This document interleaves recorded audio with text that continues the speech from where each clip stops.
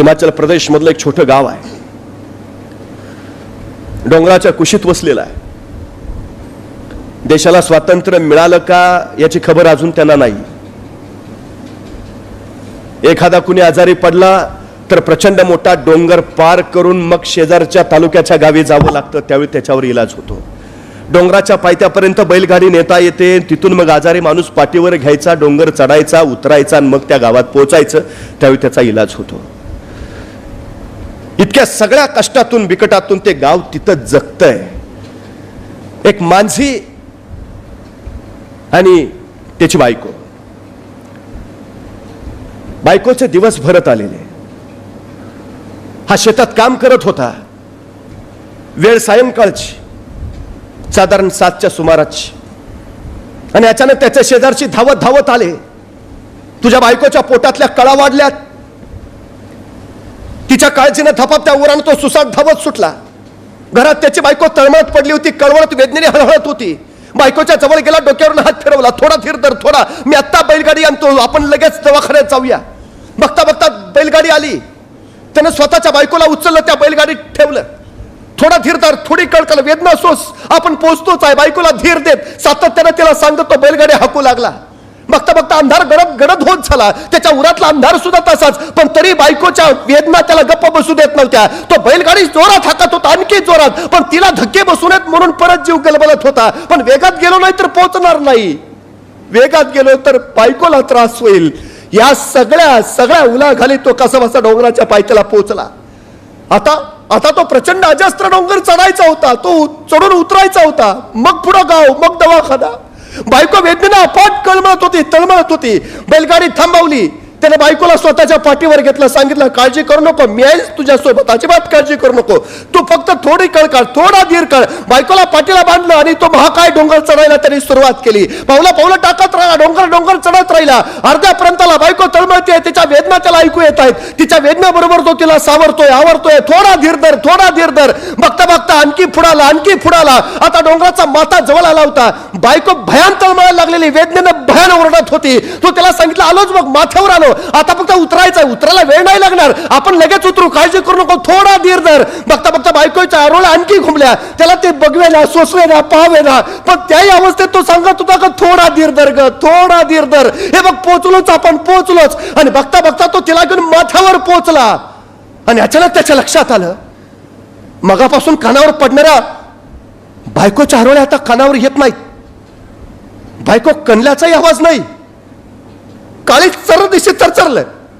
एका अनामिक भीतीनं हरवलं. त्याने पाठीवरनं बायकोला उतरवलं. अगं आलो ना, आपण माथ्यावर आलोय ग, आता काही क्षणात खाली उतरू. अगं थोडा धीर धर ना, ए उठ. आणि त्याची भीती खरी ठरली. माथ्यावर पोचेपर्यंत त्याच्या बायकोनी जगाचा निरोप घेतला होता, आणि अजून जगाचा चेहराही न बघितलेल्या तिच्या गर्भातल्या मुलानंही आर्तपणे टावा फोडला. त्यांनी डसडसा रडायला लागला. अगं थोडा वेळ, पण आता उपयोग नव्हता. त्या महाकाय डोंगराकडे बघत राहिला आणि कडाडला, तू मारलंस माझ्या बायकोला, तू गिळलास माझा पोर, तू. पण आता काय? शांतपणे माघारी फिरला. 2 दिवस शोकात गेले, दुःखात गेले. तिसऱ्या दिवशी मात्र मनाशी काहीतरी निश्चय करून एका हातात टिकाव आणि दुसऱ्या हातात फावडं घेऊन तो डोंगराच्या पायथ्याला आला. त्या अजस्त्र महाकाय डोंगराकडे बघत म्हणाला, कैक जीव घेतल्याची आतापर्यंत, कैक आया मारल्याची आतापर्यंत, कैक कळा तुझ्या या माथ्यावरच कुस्करले असतील तू. ज्यांनी अजून जगाचा चेहराही बघितला नाही असे कोळे जीव तुझ्या चांगला कांद्यावर शेवटचा श्वास घेऊन संपले असतील. पण आता परत असं होणार नाही. आता कुणाची बायको मरणार नाही ना, आता कुणाचं मोर. आणि त्याने कामाला सुरुवात केली. तो डोंगर फोडायला लागला, एकटाच अविरत. माणसं यायची, बघायची, हसायची. वेळ आहे का काय? एकट्याचं काम आहे, खायचं काम आहे. त्याने दुर्लक्ष केलं. 3ऱ्या-4थ्या दिवशी माणसं घोळक्याने यायला लागली, त्याची चेष्टा करायला लागली. अरे पागल आहे का, डोकं फिरलंय का, बायको मेल्याचा धक्का बसला याला, चला कामाला. माणसं यायचे, चेष्टा उडवायचे, हसायचे, निघून जायचे. आठवडा उलटला, महिना उलटला, काम चालूच होतं. बघता बघता माणसं सावध झाली. त्यांना त्याचं गांभीर्य कळालं. एक दोन माणसं येता जातात त्याच्याशी बोलू लागली. बघता बघता त्याला कधीतरी मदत करू लागली. त्याला सांगू लागली, अरे सोपं नाही बरं काम, अरे डोंगर फोडायचं काम एकट्याचं नाही, अरे नको नको शक्ती वाया घालू, अरे पिढ्यानपिढ्या चालत आलंय आपल्याकडं, तू एकटा काय करणार आहेस, तू नको नको हे करूस. पण त्यांनी हट्ट सोडला नाही, त्यांनी ध्येय बदललं नाही.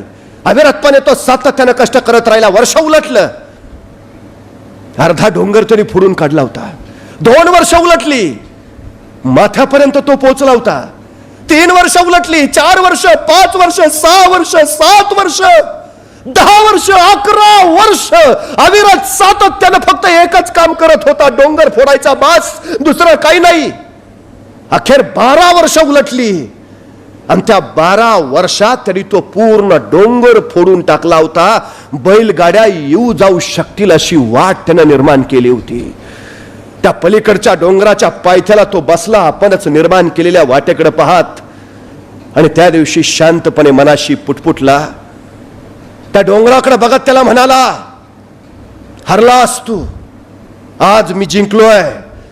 आता कुणाची बायको मारणार नाही, आता कुणाचं पोर या दुनियेत येण्यापासून हिरावलं जाणार नाही.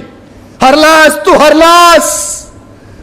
आणि ती तयार झालेली सगळी वाट डोळ्यात साठवत तो तिथंच एका दगडाला टेकून बसला. तिथंच आणि आपल्या ध्यासाचा शेवटचा श्वास घेऊन त्यानं आपला शेवटचा श्वासही तिथंच ठेवला. संपला.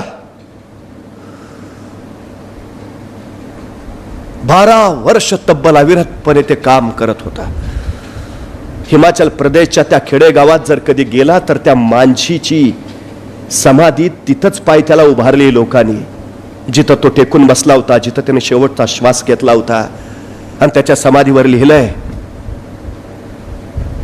जगातील प्रवास करू पाहणाऱ्या प्रवाशांचा प्रवास सुखकर व्हावा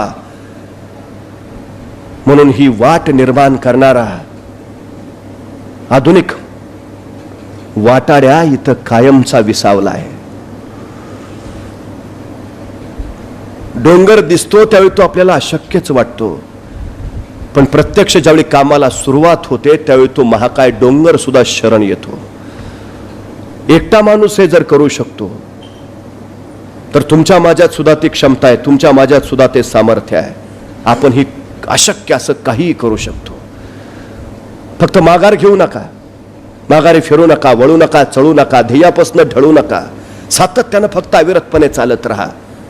तुम्ही कोण आहात याला महत्व नाही, तुम्ही काय बनणार आहात हे फार महत्वाचं आहे.